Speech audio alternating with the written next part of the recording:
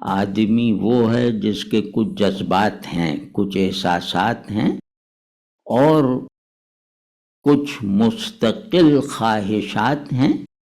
اور کچھ ناگزیر جبری ضروریات ہیں۔ یہ ان سب کو سمجھتا ہے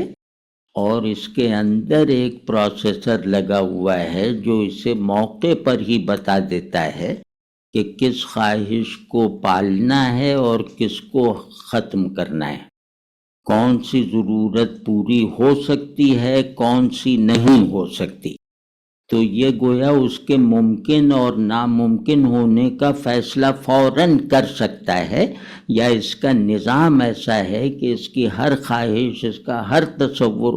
اس کے اندر پیدا ہونے والی ہر چیز، چاہے احساس ہو، خیال ہو، خواہش ہو، وہ سب جو ہے وہ ایک جگہ سے تصدیق کروا کے عمل میں آتی ہے کہ خواہش ہوئی، پھر ذہن میں آئی، اس نے یہ کہا کہ ہاں ٹھیک ہے تو ہم اس پہ عمل کرتے ہیں، اور کہا ٹھیک نہیں ہے تو اس پہ عمل نہیں کرتے، یا اگر عمل کرنا پڑے تو وہ جیسے اب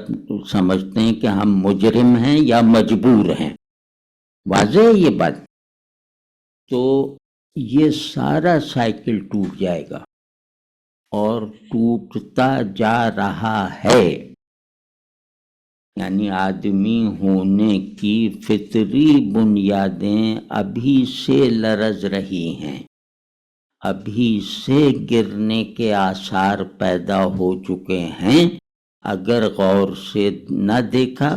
تو یہ پھر سارا ملبہ ہم پر گرے گا۔